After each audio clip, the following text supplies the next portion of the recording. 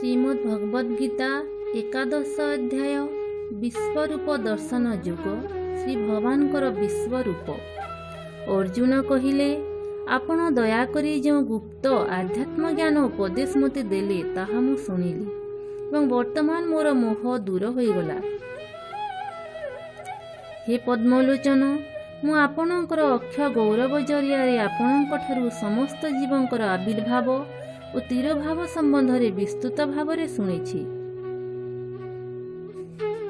हे पुरुषोत्तम हे परम रूप, जदिओ मु एठारे मो सम्मुखरे आपणकर वास्तव स्थिति को देखुछि तथापि आपण किपरि ए परिदृश्यमान जगत मध्यरे प्रवेश करिछंती ताहा मु देखिबाकू इच्छा करी।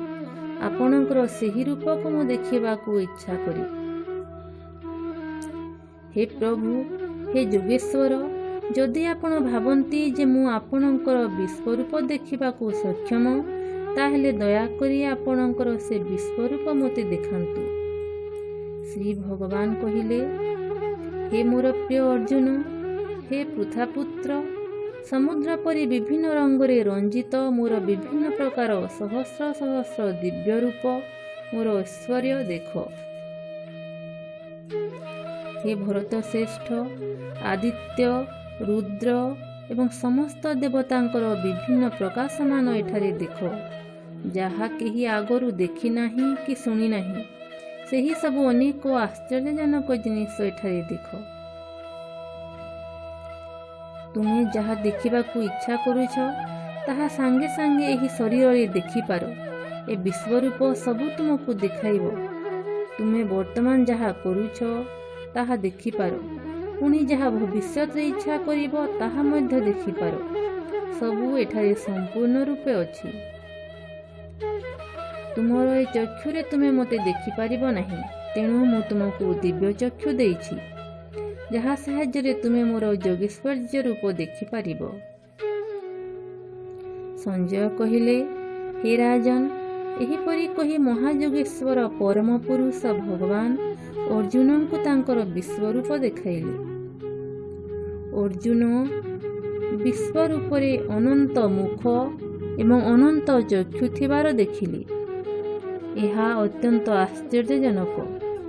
रूपटी विभिन्न दिव्य एवं सुंदर उज्ज्वल अलंकार रे आभूषित होइथिला एवं विभिन्न पोशाक द्वारा आवृत होइथिला। से सुंदर चमत्कार माला धारण करिथिले एवं विभिन्न प्रकार सुगंध तांक शरीर रे लिपा होइथिला। सबु अति चमत्कार देखा जाउथिला एवं सबु अनंत एवं सर्वव्यापक होइथिला। अर्जुन यह देखिले। जदि आकाश रे एक संगरे शह शह हजार हजार सूर्य उदित हुअन्ति तेबे सेमानंक ठारु जेपरि ज्योति निर्गत हेबो सेहीपरि विश्वरूप रे थिबा परम पुरुष भगवानक ठारु ज्योति निर्गत हेउथिला। से समय अर्जुन देखिले जे जदिओ जगत हजार हजार भागरे विभक्त होई अछि तथापि एक स्थान रे अर्थात भगवानकर विश्वरूप रे ताहा अनंत विस्तृति लाभ करिछि। तत्परे अर्जुन अति आश्चर्य होई भावविह्वल होई पड़िले एवं तांको शरीर रे रोमांच जात हेला। परम पुरुष भगवान को से प्रणाम जणाई जोड़हस्त होई कहिबाकू लागिले। अर्जुन कहिले हे प्रिय भगवान, हे श्रीकृष्ण, मु देखुछि आपणक शरीर रे समस्त देवता वृंद एवं विभिन्न प्रकार जीवगण एकत्र होइछन्ति। मु देखुछि पद्मपुष्प उपरे श्री ब्रह्माजी बसिछन्ति एवं श्री शिवजी एवं महर्षिगण तथा दिव्य सर्पगण आपणक शरीर रे विद्यमान। हे विश्वेश्वर, आपणकर विश्व शरीर रे मु अनेकानेक रूप देखुछि। उदर मुख चक्षु अनंत भावे विस्तृत होइछि। एहार आदि अंत ओ मध्य नाही। विभिन्न प्रकारर मुकुट गदा एवं चक्र सह शोभित आपणक रूप को चाहिबा कष्ट, कारण एथिरु अति उज्ज्वल ज्योति निर्गत हेउछि। यह सूर्यंक परि अत्यंत प्रदीप्त एवं अकलनीय अटे। आपण परम लक्ष्य ସମସ୍ତ ବ୍ରହ୍ମାଣ୍ଡରେ ଆପଣ ସର୍ବୋତ୍ତମ, ଆପଣ ଅବ୍ୟୟ ଏବଂ ଆପଣ ପୁରାଣ ପୁରୁଷ, ଆପଣ ଧର୍ମ ରକ୍ଷାକର୍ତ୍ତା, ଆପଣ ସନାତନ ପୁରୁଷ ଭଗବାନ ଅଟନ୍ତି। ଆପଣ ହେଉଛନ୍ତି ମୂଳ, ଆପଣଙ୍କର ଆଦି ଅନ୍ତ ଓ ମଧ୍ୟ ନାହିଁ। ଆପଣଙ୍କର ଅନନ୍ତ ବାହୁ ଅଛି ଏବଂ ଚନ୍ଦ୍ର ଓ ସୂର୍ଯ୍ୟ ଆପଣଙ୍କର ବିରାଟ ଅନନ୍ତ ଚକ୍ଷୁ ମଧ୍ୟରୁ ଦୁଇଟି ଅଟନ୍ତି। ଆପଣଙ୍କର ସ୍ୱତେଜ ଦ୍ୱାରା ଆପଣ ଏହି ସମଗ୍ର ବ୍ରହ୍ମାଣ୍ଡକୁ ଉତ୍ତପ୍ତ କରୁଛନ୍ତି। ଯଦିଓ ଆପଣ ଏକ, ତଥାପି ଆପଣ ସମଗ୍ର ଆକାଶ, ଗ୍ରହମଣ୍ଡଳ ଏବଂ ତନ୍ମଧ୍ୟରେ ଥିବା ଅନ୍ତରୀକ୍ଷରେ ପରିବ୍ୟାପ୍ତ ହୋଇଛନ୍ତି। ହେ ମହାତ୍ମା, ମୁଁ ଏହି ଭୟଙ୍କର ରୂପ ଦେଖୁଛି। ମୁଁ ଦେଖୁଛି ଲୋକସମୂହ ଖୁବ୍ ବ୍ୟଥିତ ହୋଇପଡ଼ିଛନ୍ତି।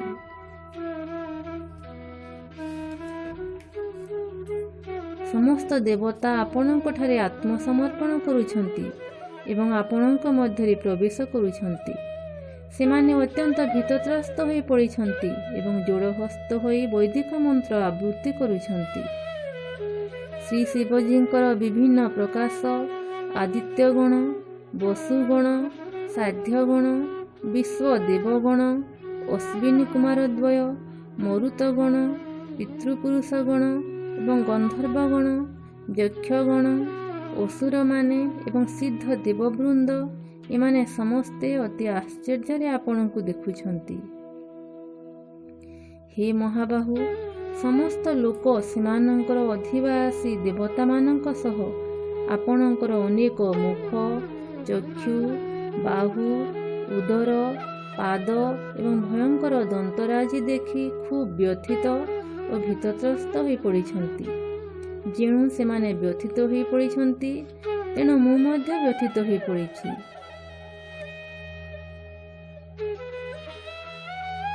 ହେ ସର୍ବବ୍ୟାପକ ବିଷ୍ଣୁ, ମୁଁ ମୋର ମାନସିକ ସମତା ରକ୍ଷା କରିପାରୁନାହିଁ। ଆକାଶକୁ ସ୍ପର୍ଶ କରିଥିବା ଆପଣଙ୍କର ଖୁବ୍ ଉଜ୍ଜ୍ୱଳ ବର୍ଣ୍ଣ ଦେଖି ଏବଂ ଆପଣଙ୍କର ଚକ୍ଷୁ ଓ ମୁଖକୁ ଦେଖି ମୁଁ ଭୀତତ୍ରସ୍ତ ହୋଇପଡ଼ିଅଛି। ହେ ଦେବେଶ, ହେ ଜଗନ୍ନିବାସ, ମୋ ପ୍ରତି ଅନୁକମ୍ପା ପ୍ରଦର୍ଶନ କରନ୍ତୁ। ଆପଣଙ୍କର ପ୍ରଜ୍ୱଳିତ କାଳାନଳ ମୁଖମାନ ଏବଂ ଭୟଙ୍କର ଦନ୍ତରାଜି ଦର୍ଶନ କରି ମୁଁ ମୋର ମାନସିକ ସମତା ରକ୍ଷା କରିପାରୁନାହିଁ। ସବୁ ଦିଗରୁ ମୁଁ ବିଚଳିତ ହୋଇପଡ଼ୁଛି। ଧୃତରାଷ୍ଟ୍ରଙ୍କର ସମସ୍ତ ପୁତ୍ର ସେମାନଙ୍କର ସାଥୀ ରାଜାମାନଙ୍କର ସହ ଏବଂ ଭୀଷ୍ମ, ଦ୍ରୋଣ, କର୍ଣ୍ଣ ଏବଂ ଆମ ପକ୍ଷର ସମସ୍ତ ସୈନ୍ୟ ଆପଣଙ୍କର ମୁଖ ମଧ୍ୟରେ ଖୁବ୍ ଦ୍ରୁତ ଗତିରେ ପ୍ରବେଶ କରୁଛନ୍ତି ଏବଂ ଆପଣଙ୍କର ଭୟଙ୍କର ଦନ୍ତରାଜି ଦ୍ୱାରା ସେମାନଙ୍କର ମୁଣ୍ଡ ଚୂର୍ଣ୍ଣ ବିଚୂର୍ଣ୍ଣ ହୋଇଯାଉଛି। ମୁଁ ଦେଖୁଛି କେତେକ ଆପଣଙ୍କର ଦାନ୍ତସନ୍ଧିରେ ପଶି ଧ୍ୱଂସ ହେଉଛନ୍ତି। ଯେପରି ନଦୀମାନେ ସମୁଦ୍ର ଆଡ଼କୁ ପ୍ରବାହମାନ, ସେହିପରି ଏହି ସମସ୍ତ ବିଶିଷ୍ଟ ଯୋଦ୍ଧାଗଣ ଆପଣଙ୍କର ପ୍ରଜ୍ୱଳିତ ମୁଖମଣ୍ଡଳରେ ପ୍ରବେଶ କରି ଧ୍ୱଂସ ହେଉଛନ୍ତି। ମୁଁ ଦେଖୁଛି ଯେପରି ପତଙ୍ଗମାନେ ପ୍ରଦୀପ୍ତ ଅଗ୍ନି ମଧ୍ୟରେ ପ୍ରବେଶ କରନ୍ତି, ସେହିପରି ସମସ୍ତ ଲୋକ ଖୁବ୍ ଦ୍ରୁତ ଗତିରେ ଆପଣଙ୍କ ମୁଖ ମଧ୍ୟରେ ପ୍ରବେଶ କରୁଛନ୍ତି। ହେ ବିଷ୍ଣୁ, ମୁଁ ଦେଖୁଛି ଆପଣଙ୍କର ପ୍ରଜ୍ୱଳିତ ମୁଖ ସାହାଯ୍ୟରେ ଆପଣ ସବୁ ଲୋକଙ୍କୁ ଗ୍ରାସ କରୁଛନ୍ତି ଏବଂ ଆପଣଙ୍କର ଅକଳନୀୟ କିରଣ ସାହାଯ୍ୟରେ ସମଗ୍ର ବ୍ରହ୍ମାଣ୍ଡକୁ ଆଚ୍ଛାଦନ କରି ପକାଇଛନ୍ତି। ସମସ୍ତ ଲୋକକୁ ପ୍ରବ୍ୟଥିତ କରାଇ ଆପଣ ପ୍ରକାଶିତ ହୋଇଛନ୍ତି। ହେ ଦେବଦେବ, ଉଗ୍ରରୂପ, ଦୟାକରି କୁହନ୍ତୁ ଆପଣ କିଏ? ମୁଁ ଆପଣଙ୍କୁ ପ୍ରଣାମ ଜଣାଉଛି। ମୋ ପ୍ରତି କୃପା କରନ୍ତୁ। ମୁଁ ଜାଣେ ନାହିଁ ଆପଣଙ୍କର ଉଦ୍ଦେଶ୍ୟ କ'ଣ ଏବଂ ମୁଁ ଏହା ଶୁଣିବାକୁ ଇଚ୍ଛା କରେ। ଶ୍ରୀ ଭଗବାନ କହିଲେ, ମୁଁ କାଳ ଅଟେ, ମୁଁ ଜଗତମାନଙ୍କର କ୍ଷୟକାରୀ ଅଟେ ଏବଂ ସବୁ ଲୋକଙ୍କୁ ବିନାଶ କରିବାକୁ ମୁଁ ଆସିଛି। କେବଳ ପାଣ୍ଡବମାନଙ୍କ ବ୍ୟତୀତ ଉଭୟ ପକ୍ଷର ସମସ୍ତ ଯୋଦ୍ଧା ବିନଷ୍ଟ ହେବେ। ତେଣୁ ଉଠ ଏବଂ ଯୁଦ୍ଧ କର। ଶତ୍ରୁମାନଙ୍କୁ ଜିଣି ସମୃଦ୍ଧିଶାଳୀ ରାଜ୍ୟ ଭୋଗ କରିବ। ସେମାନେ ମୋର ପୂର୍ବ ବ୍ୟବସ୍ଥା ଅନୁଯାୟୀ ମରିସାରିଛନ୍ତି ଏବଂ ହେ ସବ୍ୟସାଚୀ, ତୁମେ କେବଳ ଏ ଯୁଦ୍ଧରେ ନିମିତ୍ତ ମାତ୍ର ହୁଅ। ଭଗବାନ କହିଲେ, ଦ୍ରୋଣ, ଭୀଷ୍ମ, ଜୟଦ୍ରଥ ଓ କର୍ଣ୍ଣ ଆଦି ବିଶିଷ୍ଟ ଯୋଦ୍ଧାମାନେ ମରି ସାରିଛନ୍ତି। କେବଳ ଯୁଦ୍ଧ କର ଏବଂ ଶତ୍ରୁମାନଙ୍କ ଉପରେ ବିଜୟ ହାସଲ କର। ସଞ୍ଜୟ ଧୃତରାଷ୍ଟ୍ରଙ୍କୁ କହିଲେ, ହେ ରାଜା, ପରମ ପୁରୁଷ ଭଗବାନଙ୍କ ଠାରୁ ଏକଥା ଶୁଣି ଅର୍ଜୁନ ଭୀତତ୍ରସ୍ତ ହୋଇ ଥରି ଉଠିଲେ ଏବଂ ଯୋଡ଼ହସ୍ତ ହୋଇ ପ୍ରଣାମ କଲେ ଏବଂ ଗଦ୍ଗଦ୍ ସ୍ୱରରେ ନିମ୍ନମତେ କହିବାକୁ ଆରମ୍ଭ କଲେ। ଅର୍ଜୁନ କହିଲେ, ହେ ଋଷିକେଶ, ଆପଣଙ୍କ ନାମ ଶୁଣି ସମଗ୍ର ଜଗତ ଖୁସି ହେଉଛି ଏବଂ ଏହିପରି ସମସ୍ତେ ଆପଣଙ୍କ ପ୍ରତି ଆସକ୍ତ ହେଉଛନ୍ତି। ଯଦିଓ ସିଦ୍ଧ ମାନବଗଣ ଆପଣଙ୍କୁ ଭକ୍ତିପୂର୍ଣ୍ଣ ପ୍ରଣତି ଜଣାଉଛନ୍ତି, ତଥାପି ରାକ୍ଷସମାନେ ଭୀତତ୍ରସ୍ତ ହୋଇ ଏଣେ ତେଣେ ପଳାଇ ଯାଉଛନ୍ତି। ଏସବୁ ଠିକ୍ ଭାବେ ହେଉଅଛି। ହେ ମହାତ୍ମା, ଆପଣ ବ୍ରହ୍ମାଙ୍କ ଠାରୁ ଗରିୟାନ ଏବଂ ଆପଣ ଆଦିପ୍ରଭୁ। ହେ ଅନନ୍ତ, ସେମାନେ କାହିଁକି ଆପଣଙ୍କୁ ନମସ୍କାର କରୁନାହାନ୍ତି? ହେ ଜଗନ୍ନିବାସ, ଆପଣ ସମସ୍ତଙ୍କର ଅଜେୟ ମୂଳ ଅଟନ୍ତି, ସର୍ବ କାରଣର କାରଣ ଅଟନ୍ତି ଏବଂ ଆପଣ ଏହି ଭୌତିକ ପ୍ରକାଶର ବହୁ ଊର୍ଦ୍ଧ୍ୱରେ ଅବସ୍ଥିତ। ଆପଣ ଆଦିପୁରୁଷ ପରମେଶ୍ୱର। ଆପଣ ଏ ଦୃଶ୍ୟ ଜଗତର ଏକମାତ୍ର ଶରଣସ୍ଥାନ ଅଟନ୍ତି। ଆପଣ ସବୁ ଜାଣନ୍ତି ଏବଂ ଆପଣ ମଧ୍ୟ ଜ୍ଞେୟ ଅଟନ୍ତି। ଆପଣ ଏ ତ୍ରିଗୁଣମୟୀ ଭୂତ ପ୍ରକୃତିର ବହୁ ଊର୍ଦ୍ଧ୍ୱରେ। ହେ ଅନନ୍ତ ରୂପ, ଏ ସମଗ୍ର ଦୃଶ୍ୟ ଜଗତ ଆପଣଙ୍କ ଦ୍ୱାରା ପରିବ୍ୟାପ୍ତ ହୋଇଅଛି। ଆପଣ ବାୟୁ, ଅଗ୍ନି, ଜଳ ଏବଂ ଚନ୍ଦ୍ର ଅଟନ୍ତି। ଆପଣ ପରମ ନିୟନ୍ତ୍ରଣକାରୀ ଏବଂ ପ୍ରପିତାମହ ଅଟନ୍ତି। ତେଣୁ ମୁଁ ଆପଣଙ୍କୁ ମୋର ଭକ୍ତିପୂର୍ଣ୍ଣ ପ୍ରଣାମ ସହସ୍ରବାର ଏବଂ ବାରମ୍ବାର ଜଣାଉଛି। ହେ ଅମିତ ବିକ୍ରମ, ମୁଁ ଆପଣଙ୍କ ସମ୍ମୁଖ ଭାଗରୁ, ପୃଷ୍ଠଭାଗରୁ ଏବଂ ସବୁ ଦିଗରୁ ପ୍ରଣାମ ଜଣାଉଛି। ଆପଣ ଅତ୍ୟନ୍ତ ବଳ ବିକ୍ରମର ଅଧିକାରୀ ପ୍ରଭୁ। ଆପଣ ସର୍ବବ୍ୟାପକ ଏବଂ ସେଇଥିପାଇଁ ଆପଣ ସବୁ ଅଟନ୍ତି।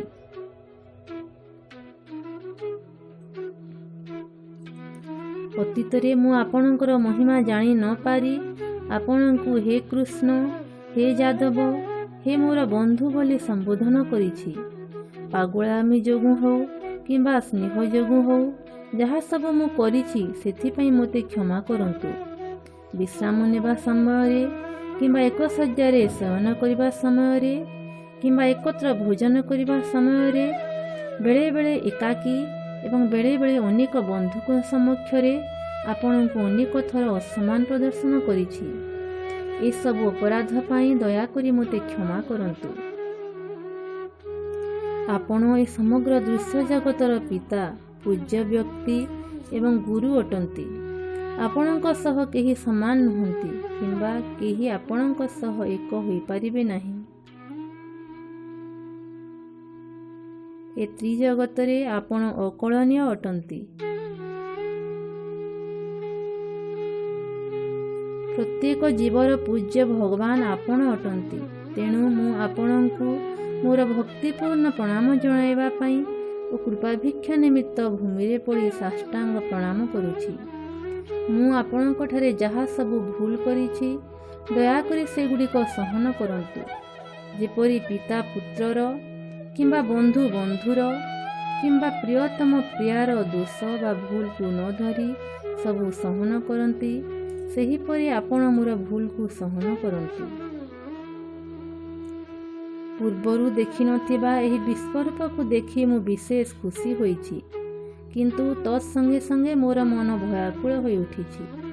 ତେଣୁ ହେ ଦେବେଶ, ହେ ଜଗନ୍ନିବାସ, ମୋ ପ୍ରତି କୃପା କରି ଆପଣଙ୍କର ପରମ ପୁରୁଷ ଭଗବାନ ରୂପ ମୋତେ ପୁଣି ଦେଖାନ୍ତୁ। ହେ ବିଶ୍ୱମୂର୍ତ୍ତି, ମୁଁ ଆପଣଙ୍କ ଶିରସ୍ଥାନ ସହ ଶଙ୍ଖ, ଚକ୍ର, ଗଦା ଓ ପଦ୍ମ ଧାରଣ କରିଥିବା ଚତୁର୍ଭୁଜ ରୂପରେ ଦେଖିବାକୁ ଇଚ୍ଛା କରେ। ସେହି ରୂପରେ ମୁଁ ଆପଣଙ୍କୁ ଦେଖିବାକୁ ଇଚ୍ଛା କରେ। ଶ୍ରୀ ଭଗବାନ କହିଲେ, ହେ ମୋର ପ୍ରିୟ ଅର୍ଜୁନ, ମୋର ଅନ୍ତରଙ୍ଗ, ଶକ୍ତି ସାହାଯ୍ୟରେ ମୁଁ ଖୁସି ହୋଇ ତୁମକୁ ଭୌତିକ ଜଗତରେ ବିଶ୍ୱରୂପ ଦେଖାଇଲି। ତୁମ ପୂର୍ବରୁ କେହି ଏହି ଅତି ଉଜ୍ଜ୍ୱଳ ଦୀପ୍ତିମୟ ଅନନ୍ତ ରୂପକୁ ଦେଖିନାହାନ୍ତି। ହେ କୁରୁବଂଶୀୟ ଶ୍ରେଷ୍ଠ ଯୋଦ୍ଧା, ତୁମ ପୂର୍ବରୁ କେହି ମୋର ଏ ପ୍ରକାର ବିଶ୍ୱରୂପ ଦେଖି ନାହାନ୍ତି। କାରଣ ବେଦ ଅଧ୍ୟୟନ ଦ୍ୱାରା କିମ୍ବା ଯଜ୍ଞ ଅନୁଷ୍ଠାନ ଦ୍ୱାରା କିମ୍ବା ଦାନ ଧର୍ମ ଦ୍ୱାରା କିମ୍ବା ସେହି ପ୍ରକାର ଅନ୍ୟ କୌଣସି ପୁଣ୍ୟକର୍ମ ଦ୍ୱାରା କେହି ମୋର ଏ ରୂପ ଦେଖିପାରିବେ ନାହିଁ। କେବଳ ତୁମେ ହିଁ ଏହାକୁ ଦେଖିପାରିଲ। ମୋର ଏ ଭୟଙ୍କର ରୂପ ଦେଖି ତୁମ ମନ ବିଚଳିତ ହୋଇପଡ଼ିଅଛି। ବର୍ତ୍ତମାନ ତାହା ବନ୍ଦ ହେଉ। ହେ ମୋର ଭକ୍ତ, ସମସ୍ତ ପ୍ରକାର ଗୋଳମାଳରୁ ମୁକ୍ତ ହୁଅ। ପ୍ରୀତମନା ହୋଇ ମନ ଆନନ୍ଦରେ ତୁମର ଇପ୍ସିତ ରୂପ ବର୍ତ୍ତମାନ ତୁମେ ଦେଖିପାର। ସଞ୍ଜୟ ଧୃତରାଷ୍ଟ୍ରଙ୍କୁ କହିଲେ, ପରମ ପୁରୁଷ ଭଗବାନ ଶ୍ରୀକୃଷ୍ଣ ଅର୍ଜୁନଙ୍କୁ ଏପରି କହି ତାଙ୍କର ବାସ୍ତବ ଚତୁର୍ଭୁଜ ରୂପ ଦେଖାଇଲେ ଏବଂ ଶେଷରେ ସେ ତାଙ୍କୁ ତାଙ୍କର ଦ୍ୱିଭୁଜ ରୂପ ଦେଖାଇଲେ। ଭୀତତ୍ରସ୍ତ ହୋଇପଡ଼ିଥିବା ଅର୍ଜୁନଙ୍କୁ ଏହିପରି ଉତ୍ସାହିତ କରି ସେ ତାଙ୍କର ସୁନ୍ଦର ରୂପ ଦେଖାଇଲେ। ଯେତେବେଳେ ଅର୍ଜୁନ କୃଷ୍ଣଙ୍କୁ ତାଙ୍କର ମୌଳିକ ରୂପରେ ଦେଖିଲେ, ସେ କହିଲେ, ଆପଣଙ୍କର ଏ ଅତି ସୁନ୍ଦର ମନୁଷ୍ୟ ରୂପ ଦେଖି ମୋର ମନ ବର୍ତ୍ତମାନ ଶାନ୍ତ ହୋଇଗଲା ଏବଂ ମୁଁ ପ୍ରକୃତିସ୍ଥ ହୋଇଗଲି। ଶ୍ରୀ ଭଗବାନ କହିଲେ, ହେ ପ୍ରିୟ ଅର୍ଜୁନ, ବର୍ତ୍ତମାନ ତୁମେ ଯେଉଁ ରୂପ ଦେଖୁଛ ତାହା ଦେଖିବା ବଡ଼ କଠିନ। ଏପରିକି ଏ ପ୍ରିୟ ରୂପକୁ ଦେଖିବା ପାଇଁ ଦେବତାମାନେ ବରାବର ସୁବିଧା ସୁଯୋଗ ଉଣ୍ଡୁଥାନ୍ତି ବା ଖୋଜୁଥାନ୍ତି। ତୁମର ଦିବ୍ୟଚକ୍ଷୁ ସାହାଯ୍ୟରେ ତୁମେ ମୋର ଯେଉଁ ରୂପ ଦେଖୁଛ ତାହା କେବଳ ବେଦ ଅଧ୍ୟୟନ ଦ୍ୱାରା କିମ୍ବା କଠିନ ତପସ୍ୟା ଦ୍ୱାରା କିମ୍ବା ଦାନ ଦ୍ୱାରା କିମ୍ବା ଯଜ୍ଞ ଦ୍ୱାରା କେହି ଦେଖିପାରିବ ନାହିଁ କି ବୁଝିପାରିବେ ନାହିଁ। ମୋର ପ୍ରକୃତ ସ୍ୱରୂପକୁ ଏ ପ୍ରକାରେ କେହି ଦେଖିପାରିବେ ନାହିଁ। ହେ ପ୍ରିୟ ଅର୍ଜୁନ, କେବଳ ଅନନ୍ୟ ଭକ୍ତି ବଳରେ ଭକ୍ତ ମୋର ପ୍ରକୃତ ସ୍ୱରୂପକୁ ଜାଣିବାକୁ ସକ୍ଷମ ହେବ। ମୁଁ ଯେପରି ମୋର ପ୍ରକୃତ ସ୍ୱରୂପରେ ବର୍ତ୍ତମାନ ତୁମ ସମକ୍ଷରେ ଦଣ୍ଡାୟମାନ ହୋଇଅଛି, ଠିକ୍ ଏହି ସ୍ୱରୂପକୁ ଭକ୍ତ ଜାଣିପାରିବ। ଏହି ପ୍ରକାରେ ମୁଁ ପ୍ରତ୍ୟକ୍ଷ ଭାବରେ ଦୃଷ୍ଟିଗୋଚର ହୋଇପାରିବି। କେବଳ ଏହି ପ୍ରକାରେ ତୁମେ ମୋର ରହସ୍ୟକୁ ଭେଦ କରିପାରିବ।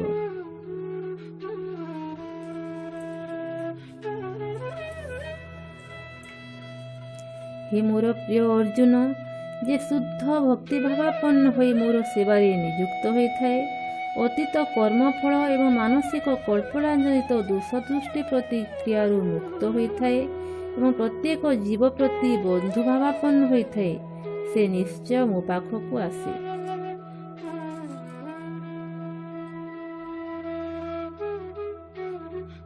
ଭକ୍ତିବେଦାନ୍ତ ଭାଷ୍ୟର ଶ୍ରୀମଦ୍ ଭଗବଦ୍ ଗୀତାର ବିଶ୍ୱରୂପ ଦର୍ଶନ ଯୋଗ ଶୀର୍ଷକ 11 ଅଧ୍ୟାୟ ଶେଷ ହେଲା।